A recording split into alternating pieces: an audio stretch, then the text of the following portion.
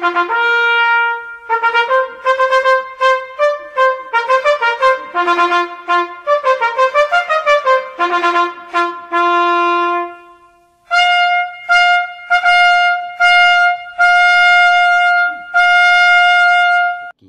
kita ketahui pada saat itu sedang dikuasai oleh Kesultanan Utsmani, yang dimana Kesultanan Utsmani ini mulai sadar perlu adanya pembaharuan di daerah kekuasaannya, karena pada saat itu di daerah Eropa telah terjadi revolusi industri yang menyebabkan terjadinya perbedaan sosial budaya antara orang Eropa dan juga orang Turki itu sendiri. Nah, karena itu petinggi-petinggi Utsmani pada saat itu mulai berpikir untuk melakukan revolusi.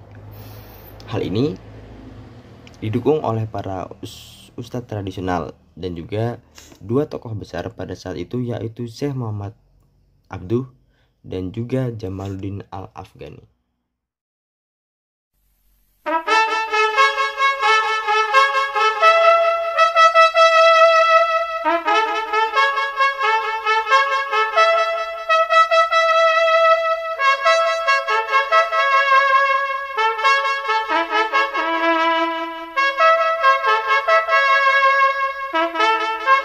Secara geografis, Turki sendiri posisinya itu sangat dekat dengan Eropa bagian barat, yang dimana pada saat itu Turki sedang dipimpin oleh Sultan Salim III, yang dimana Sultan Salim sendiri ini melihat perkembangan Eropa itu sangat pesat, sehingga dia berpikir bahwa perlu adanya pembaharuan Islam di Turki.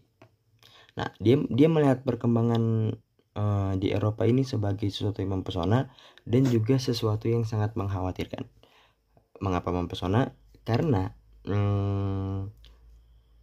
Turki sendiri telah berhasil mengalahkan orang-orang Eropa dengan di perang salib, dan dengan jangka waktu yang sangat pendek orang-orang Eropa berhasil memajukan dirinya sendiri, merevolusi dirinya sendiri dengan sangat maju, dengan sangat baik.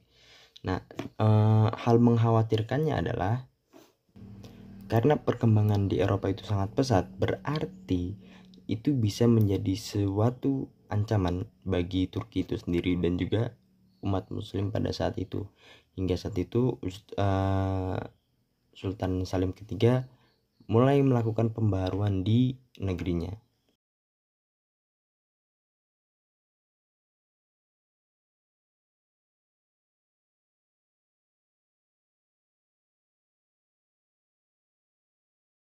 Sultan Salim III pun mulai melakukan pembaharuan. Yang pertama ia lakukan adalah membenahi sistem birokrasi di negaranya dan juga mulai membenahi sistem kemiliteran di sana.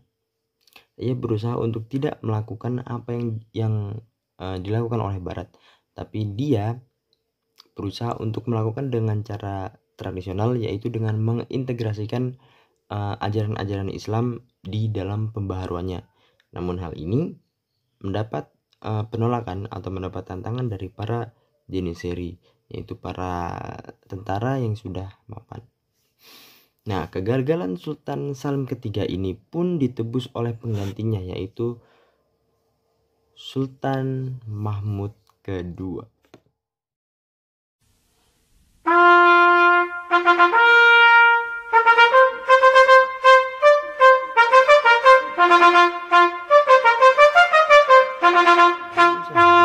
Sultan Mahmud II ini mencoba membangun sistem kemiliteran dan juga administrasi dengan mencontoh Eropa Barat.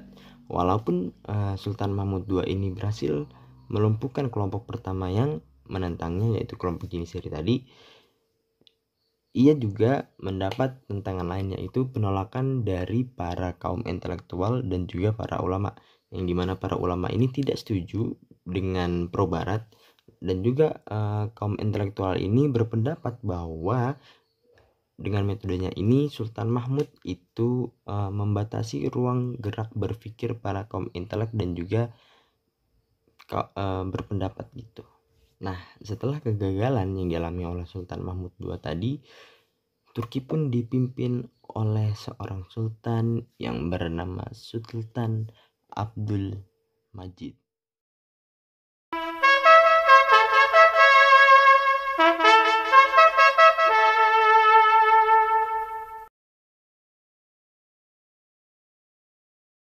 Nah, Sultan Abdul Majid ini dalam melakukan pembaharuannya, dia berusaha melanjutkan apa yang telah dilakukan oleh Sultan Mahmud.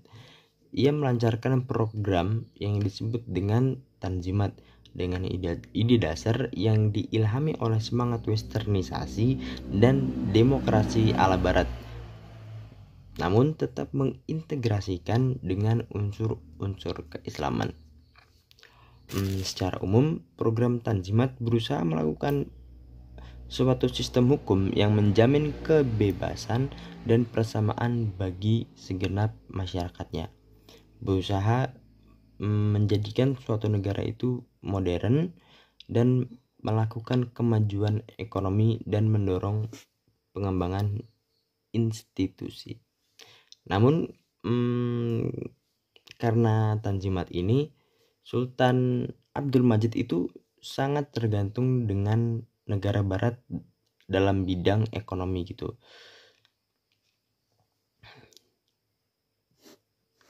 Yang dimana akhirnya usaha dari Sultan Abdul Majid ini mengalami kegagalan.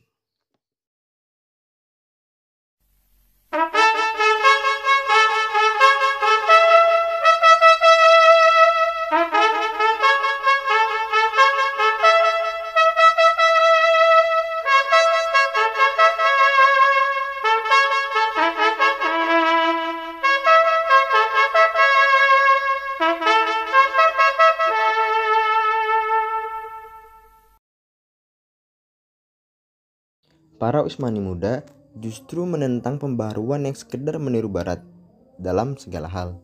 Tentu sebabnya mereka memberikan kritik keras terhadap pembaharuan Tanzimat yang dilakukan sebelumnya, yang dinilai sudah kurang mengindahkan ajaran-ajaran Islam itu sendiri. Pembaharuan Tanzimat menurut mereka terlalu banyak menggunakan institusi sosial barat yang belum tentu sesuai dengan kebutuhan masyarakat di timur. Perlu dicatat bahwa yang diinginkan oleh para Utsmani muda adalah bagaimana mentransformasikan ide barat dan mencoba menyesuaikan dengan ajaran Islam.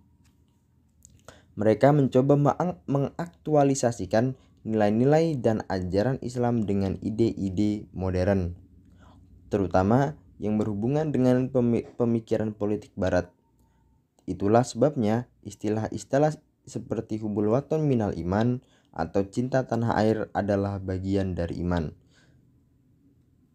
Kaum Utsmani muda pun berhasil mewujudkan salah satu cita-cita modernisasinya, yakni meyakinkan Sultan Abdul Hamid yang berkedudukan di Istanbul untuk mengadakan undang-undang dasar bagi kerajaan Utsmani. Tapi kaum ulama tradisional yang merasa dipojokkan oleh gerakan pembaharuan lantas mempengaruhi Sultan Abdul Hamid dengan mengatakan bahwa konstitusi baru tersebut tak lebih merupakan usaha untuk membatasi kekuasaan Sultan.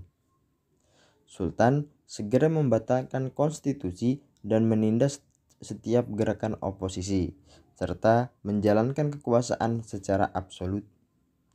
Meski pemerintahannya bersifat absolut, bukan berarti bahwa pada zaman Sultan Abdul Hamid tidak ada pembaharuan.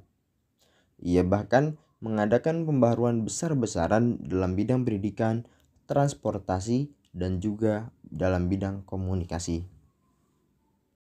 Namun, sistem pemerintahannya yang despotik telah menyebabkan tumbuhnya berbagai pemberontakan yang bertujuan menggulingkan kekuasaan kesultanan itu sendiri.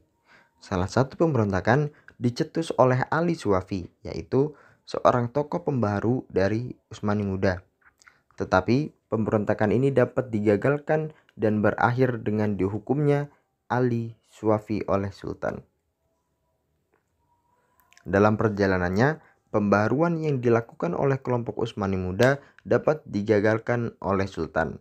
Beberapa analisis menyebutkan bahwa di antara penyebab kegagalan pembaharuan tersebut antara lain karena gerakan Utsmani muda tidak didukung oleh kelas menengah terpelajar dan golongan ekonomi kuat pada saat itu. Hal ini karena rakyat belum memahami sepenuhnya tentang ide-ide kaum Utsmani muda. Masyarakat atau rakyat justru memahami bahwa ide-ide mereka tidak masuk akal dan terlalu tinggi. Setelah keberhasilan menggagalkan pembaruan dari Utsmani muda, pemerintahan Sultan Abdul Hamid menjadi makin bertambah absolut. Kondisi ini mendorong bangkitnya taruna muda militer yang mempelopori berdirinya gerakan Turki Muda atau sebuah kelompok pembaharuan baru pada masa itu. Dengan tokoh-tokohnya adalah Ahmed Riza, Mahmud Murad, dan Pangeran Sabahuddin. Ketiganya berusaha menggalang opini publik dan melancarkan kritik-kritik tajam kepada Sultan lewat berbagai penerbitan surat kabar dan juga majalah.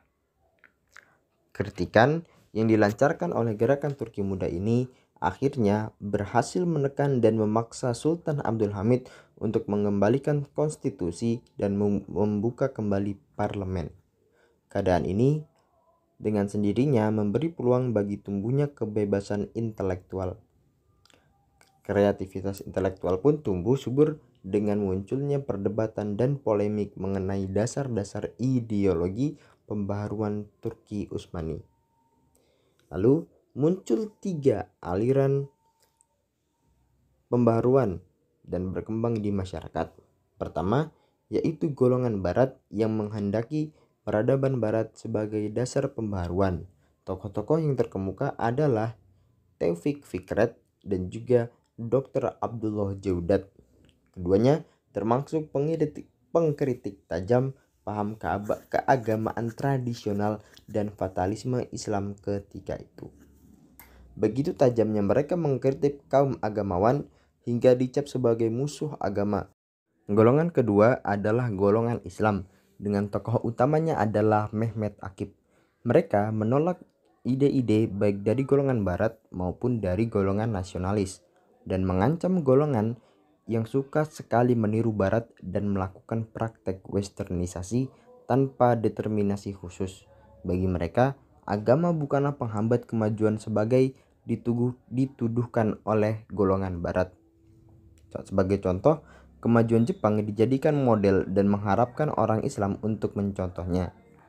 Alasannya, Jepang hanya mengambil ilmu pengetahuan dan teknologi barat tetapi tidak meniru adat dan istiadatnya. Sedangkan golongan nasionalis dikritiknya karena berpaham sekuler dan berusaha mencampakkan peradaban Islam dari hasanah budaya Turki serta menghendaki budaya barat sebagai alternatif. Lalu ada golongan ketiga, yakni golongan nasionalis dengan tokoh utamanya adalah Zia Golkalt. Ia adalah tokoh filosof dan sosiolog yang karya-karyanya memberikan kontribusi besar bagi perkembangan intelektual dinasti Utsmani dan bagi Republik Turki di kemudian hari.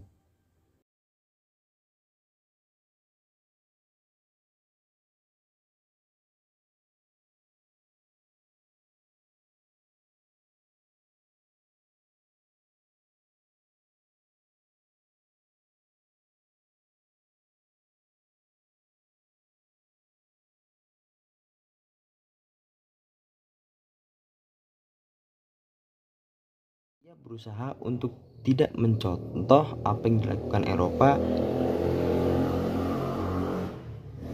etc. Dan dia pun mulai melakukan pembenahan. Yang pertama, dia